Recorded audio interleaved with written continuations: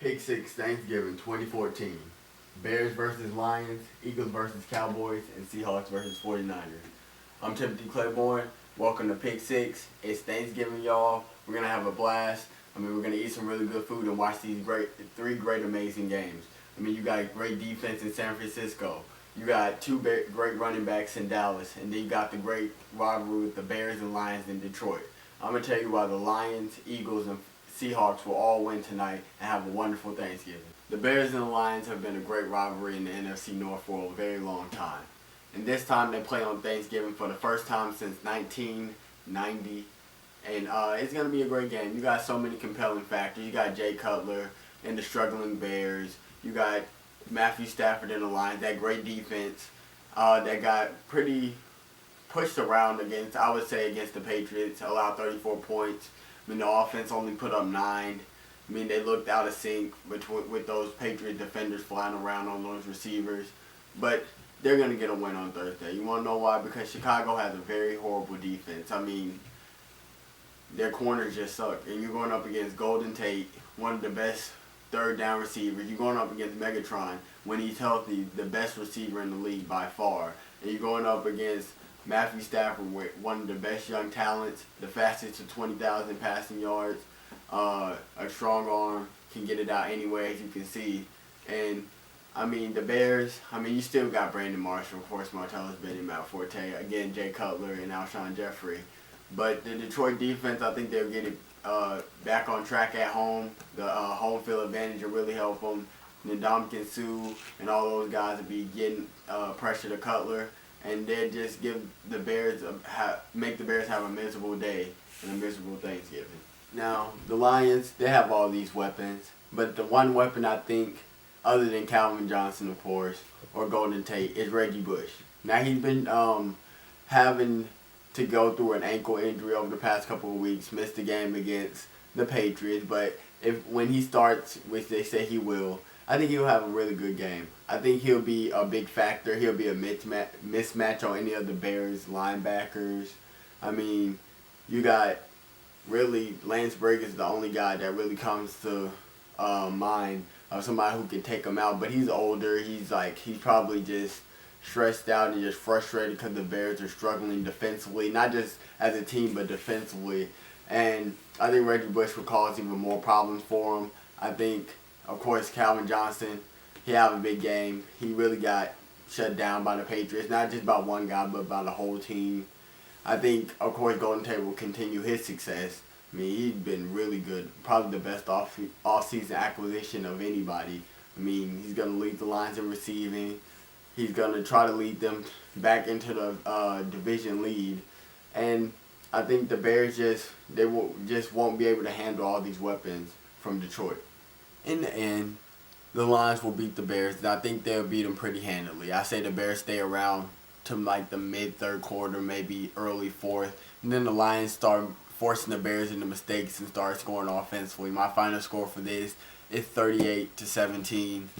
Matthew Stafford has a big day. He does have a few picks, maybe one or two, because he's really inconsistent at times, and when he really is on, he's really great. But the Lions will really dominate the Bears. I say Jay Cutler gets sacked at least 4 times, and he throws at least one pick and fumbles one time. And the Bears just continue their miserable season, and the Lions rebound, and they beat the Bears again, 38-17. DeMarco Murray versus LaShawn McCoy in D-Town. You got the Cowboys offensive line. They're at a record pace. The Cowboys lead the league in rushing. DeMarco Murray, by far, is the leading rusher and will win the rushing yards champion title this year. LaShawn McCoy won it last year. The Eagles looked unstoppable last year. They kind of look like how the Cowboys are this year. But I think LaShawn McCoy against the Cowboys will have his best game of the year and maybe close to 200 yards. I know probably 200 yards of total offense, him and Darren Sproles. And it's going to be a great game. You got Dez Bryant. You got Jeremy Maclin.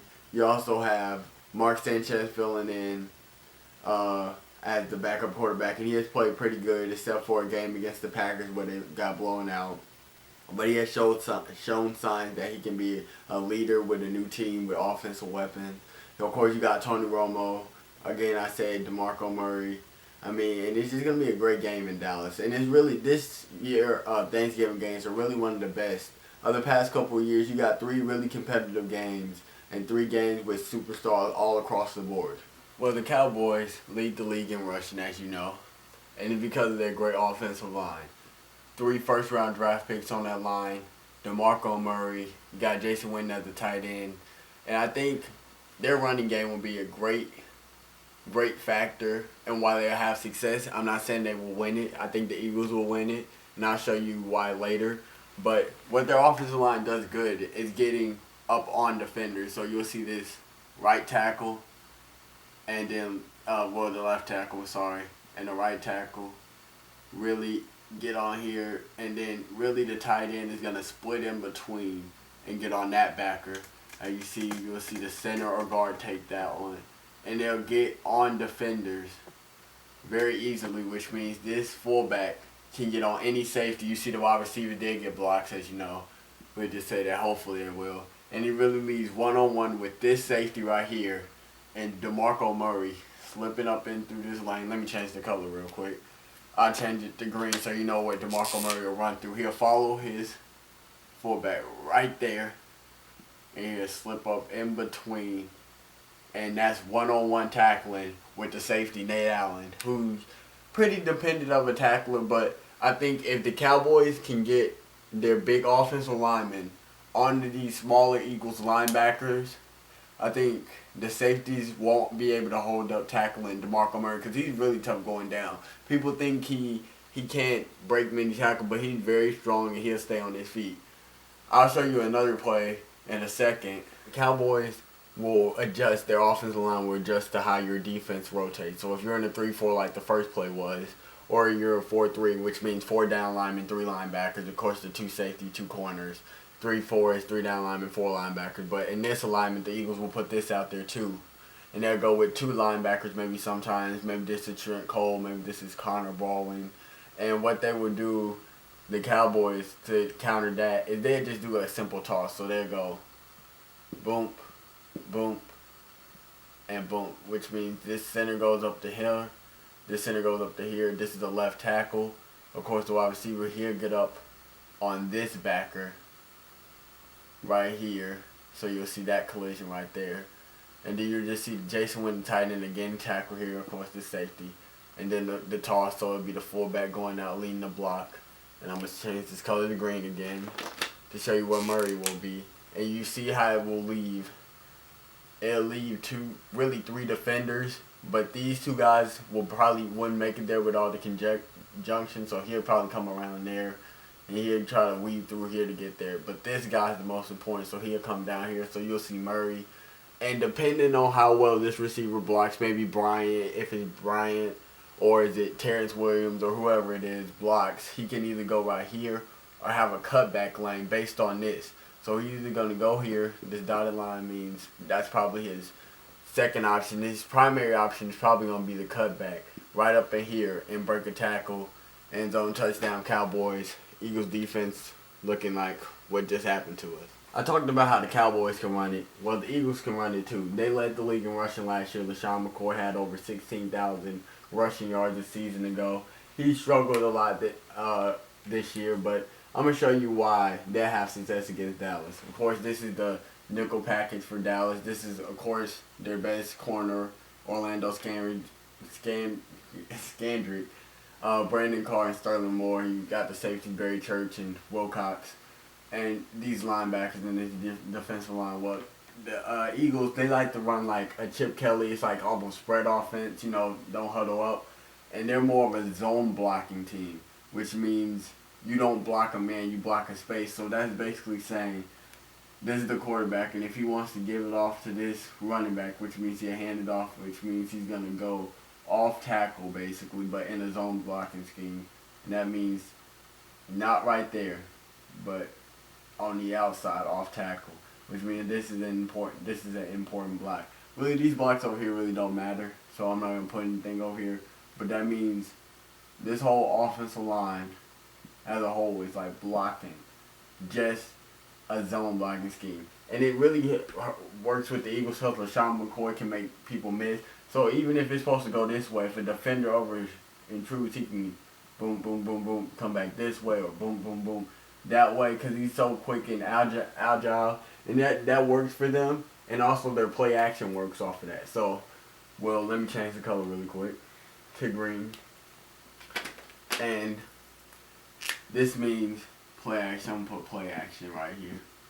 And it's play action, so we'll say this is not in the block anymore. This is a route. Usually they like running corner routes. And we'll say this Jeremy Maclin because they like putting him in the slot. We'll say he likes running the seam routes. One of the best seam route runners because he's fast, he's quick. And then you will say you have a receiver running a dig route right here. Well, the play action really helps because this offensive line is going to still block as a zone system. And really, the quarterback after the play action, which is Sanchez, it usually be Nick Foles will roll out this way. And he has either the comeback, he has the seam, or he has the dig route. Or he also has the option to run, but you see Sanchez is not that kind of guy. But their zone blocking system when they run the ball really helps them set up the play action and really confuses defenses. And Dallas has to be very disciplined defensively. They have to make sure they have their rotations ready and substitutions ready because the Eagles don't huddle up, and so it's hard to stay conditioned and keep up with that speed. Jeremy Maclin will be a factor. Riley Cooper, the rookie out of Vanderbilt, Jordan Matthews has come up a big time. He's 6'3", the big receiver. He'll probably be on the outside in the slot. You never know. And also Darren Sproles, you can put him anywhere. And after this quick commercial break, basically, I'm going to show you why Darren Sproles is going to be a big factor in this game. Right now I'm about to show you why the Eagles will win this. And it's because of one person. And probably the smallest person on the field, and it's Darren Sproles. And I'm going to say this guy right here would be Darren Sproles in the play call on third down. LaShawn McCoy right here. So I'll put LaShawn McCoy, of course, Mark Sanchez. And so we'll say right here, running the post route. This guy's going to run an out route. And this guy is going to run a post to the outside. Sorry how bad that looks, but it's really a post. That's a post. And let me change to the green color real quick. And this is right here, the LaShawn McCoy. This right here is a play action. And what play action is, if most of you don't know, it's a play fake. And it's like faking, handing off the ball to the running back. And what LaShawn McCoy going to do is he going to fake block and then ... out of the backfield into the flats. That's what he do. Darren Sproles, on the other hand, is going to come out boom, boom, boom, boom, boom, boom, and has the option to go out. That's his first choice. Or go up and to the corner. That's his second choice. Or his third choice. And let me put that in a completely different color. And I'm going to choose black right here. Now, with this and the way the Cowboys are lined up, if they play straight up man across the board, that means you with him, and you with him. That means two safety, and this is cover two, basically. It means you cover that part of the field, you cover this part of the field. But say Rod Marinelli, the Cowboys defensive coordinator, wants to put Barry Church on one of these running backs. So we'll say we're going to erase this, and it's really single high safety coverage. And what this means is that this guy's going to cover the deep part of the field, which is just that part. And that's where the post goes, of course. And that means this safety is going to come down onto Darren Sproles, which means these guys are going to rush. So rush, and rush. Which means one of these linebackers is going to be accounted for LaShawn McCoy. And we'll say that's Rolando McClain. We'll say he's man-to-man up with this guy. And so this means this guy's either going to play zone or he's coming on the blitz. We don't know what they're going to do. But if they match up this safety, that means this safety is really important, and that's usually J.J. Wilcox. And if they run the post, this side is really open, but they play really good man coverage. But Darren Sproles can make any safety miss, and I think he'll make Barry Church miss more than once.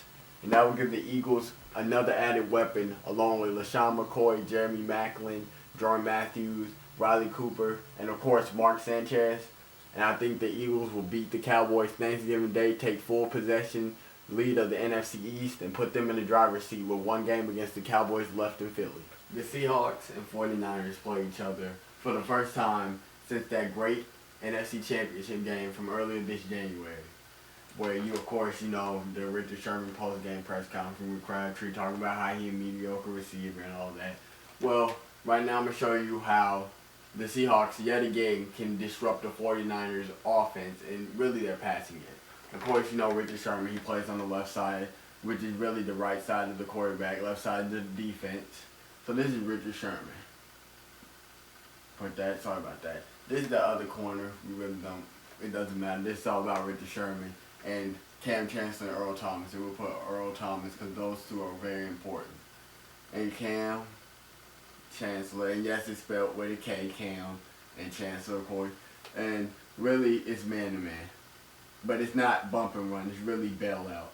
So he'll bail out and still play man-to-man. Bail out. Man. To man. Sorry about my handwriting, but it doesn't. You'll get it. It's bail out man-to-man. It's basically rush, rush, rush. And this is just the 49ers drop back and pass. Which means if he's going to cover this guy, you got this guy covering Vernon Davis. And if this guy blocks, this guy rushes. This guy has Frank Gore, so Frank Gore go out in the flat or something. This guy has Frank Gore. And let me change this cover. Now, well, the color actually. This guy right here is going to go and play spot. This guy is the spot, Cam Chancellor. Because Colin Kaepernick can run, so he drop back, he can run and do whatever he does. This guy plays deep center of the field. He's going to play over to Richard Sherman. He has the speed to play anywhere he wants. But he's going to play more over here because he's probably going to be guarding Crabtree, who's more of a deep threat.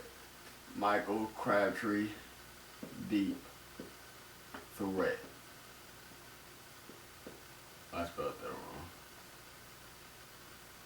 Whatever how you spell it, but he's deep threat.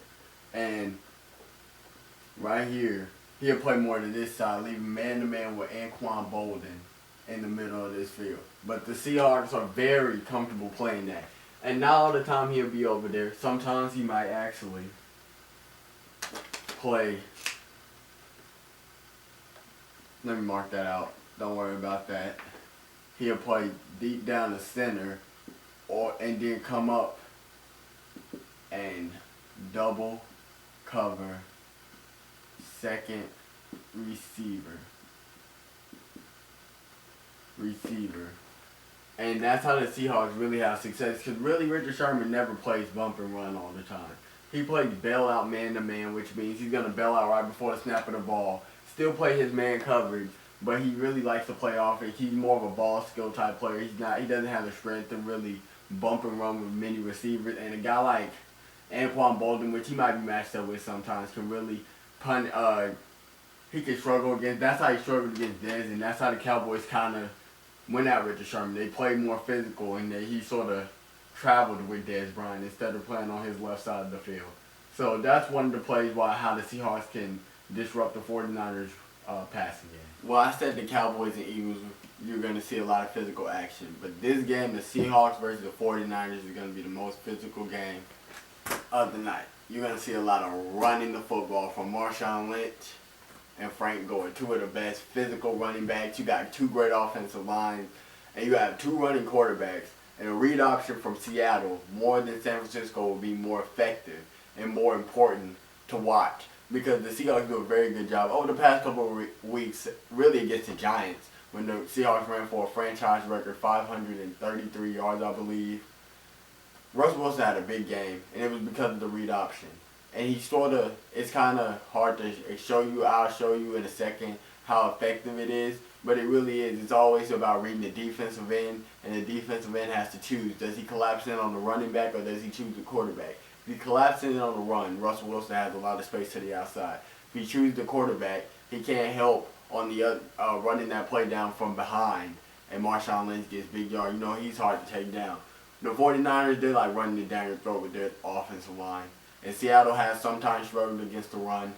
but they have gotten better. And I think if Frank Gore, and not just Frank Gore, Carlos Hyde can get it going, Seattle will kind of stay on the field. 49ers get to play action and all that going down the field. But that's going to be just a physical game. Smash mouth, old school football. And what many of you old football people love, just smash mouth, and that's what I like sometimes. Just, can you run it down your opponent's throat? Can you out-muscle the guy in front of you? And that's what you're going to see a lot on Thursday night. Alright, here is me and my brother here. See, we got our jerseys on, but we're going to show you exactly what we mean about the read option, how tricky it is as a defensive end, really, to try to defend it. And really, what Russell Wilson will usually do is usually out of shotgun, of course. Running back on either side of him. He on my right side, your left. And he'll go out, put the ball like this, the running back. He'll say his cadence. I'm going to say, Green 18 say hut, and he'll go, boom. And what that means is the end would have to collapse in it. That means if I hand it off, that means the end is going after me. He's coming and he's going after the quarterback, Wilson. That's usually going to be Justin Smith, Alden Smith. Now this time, we're going to show you what Russell Wilson would do if he reads the running back. Green 18 say hut. Boom, keep off. He got a lot of space. His receivers get the blocks downfield. Maybe a touchdown, big gain. And that's really hard for a defender to do. Defensive end, especially when it's more of a run-stopping defensive end. And usually Justin Smith, Alden Smith, they have the athleticism to do it. But it's going to come a lot. And you're choosing going to probably go with trying to stop Marshawn Lynch because he's been on a roll since that Giants game. And I think that, and Russell Wilson being very clutch in the Seahawks, shutting down the 49ers run game more than their passing game will be why the Seahawks get in second place in the NFC West. We have so much great football this weekend, this Thursday and this weekend. You got Tom Brady versus Peyton Manning. You got Geno Smith starting over Michael Vick. You got Robert Griffin being benched. Colt McCoy starting at the Colts. So much great football. It starts tomorrow, Thursday night, Turkey Day. You're going to eat Cowboys and Eagles, Bears and Lions. End off with a brutal physical brand of football game with the 49ers and Seahawks. Bears lose. Seahawks win. Cowboys lose at home for the third time this year. And that's how it's going to go. This is Drew Brees right here. Hopefully the Saints can get back on track. I just can't wait. It's football time. It's Thanksgiving. My next segment, I think y'all really going to like this one. My top 5 Thanksgiving game moments. We start at number 5 in 1997. Ooh, get a Barry. The ankle twister and knee break them down. Producer Richard just says in our ear, I was there. Of course he was. He was 4. Yes. This was the most fun running back to watch in NFL history for me, Barry Sanders. I agree. How about number 4? O.J. Simpson. O.J. Juice. In his heyday, going for 273 and 2 touchdowns, setting an NFL single-game record at the time for most rushing yards in a game. Unfortunately, the Lions beat the Bills in that one. At number 3 in 1998, Randy Moss, the original freak. Young Randy Moss. Hey, nothing like watching that guy play live and in color, especially when he's on your team. How about this 3 receptions for 163 yards? Average yards per catch, over 50 yards per catch. Over 50 yards a catch. Think he was a deep threat? That's not too shabby. And in 1998, the Steelers and the Lions, Jerome Bettis calls tails, but referee Phil Luckett hears heads. He was lying. He didn't call tails. Gives the ball to Detroit. Look at the bus. Yeah, you did. Did you not hear me? Don't anger the bus. You called tails. It's a big bad man. And at number 1 in 1993, in the snow, the Dolphins attempted the game-winning field goal. You still think he's not going to do it. You watch him hope, but he does. Leon He didn't even get close to the football. attempts to recover it. He slid like Dan's boy, RG3. You know what I mean? That's just no chance. So, it's going to be a great day tomorrow. And you have all the football and everything. But the really important stuff is just giving thanks. It's Thanksgiving. Just spending time with the family, the loved ones. And it's only one time you get to have this kind of day. So to everybody out there that watches this show, and everybody regardless, I hope you have a very wonderful Thanksgiving. I hope you get to eat a lot, spend time with your loved ones, tell everybody that you love them. I mean, you never know when if you're ever gonna see them again. Just have fun. That's what I'm gonna do tomorrow. I mean, see you later. Pick 6.